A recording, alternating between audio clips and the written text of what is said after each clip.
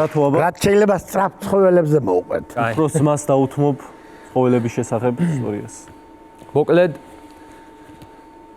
რახან ცხოველებზეა საუბარი, ისევ ტრადიციულად ამბავს მოვყვები მე, რაც სვანეთში მოხდა ისევ ისტორიას. ჯიხვებზე. ჯიხვებზე არა, სვანები ზოგადად როგორი ხალხი ვართ, გეტყვით. სვანეთში ცხოველი რაც შეიძლება რომ ბარში ითვლებოდეს, ის ცხოველი შეიძლება ჩვენთან ითვლებოდეს შინაურ ცხოველად. მაგალითად, დათვი ჩვენთან შინაური ცხოველია. ხო, და შინაურ ცხოველზე დათვზე მოვყვები ახლა ამბავს. მოკლედ ჩემი მეგობრის მამა არის ტყეში წასული. ხო და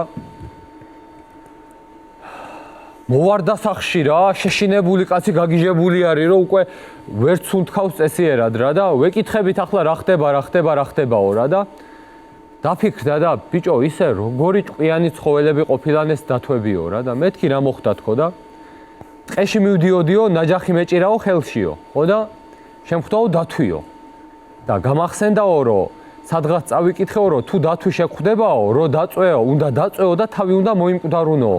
თორე ისე ვერ გაასწრებო და უცბად დავაგდე ნაჯახი და დავწექიო მეცო რა.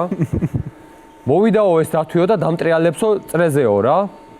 ხო და მოვიდაო ასეო და ყურთან მომიტანაო, ის ცხვირთან მომიტანაო ყურიო ასეო, რომ აინტერესებდაო თუ სუნთქავდიო რა. ხო და სუნთქვა შევიკავეო ასეო და სუნთქვა რო შევიკავეო, მაშინო ბალახი მოწყვიტაო და ცხვირში შემიყო ასეო. მომგიტინებოდაო, მაგრამ მაგასაც გადაურჩა მოკლედ და ცოცხალი დაბრუნდა. ვინ დათვი ყოფილა ისიც. ფათაშორის დაბადების დღე აქვს დღეს და მოვიკითხავ ტელეეკრანიდან. მიულოცოთ დაბადების დღე.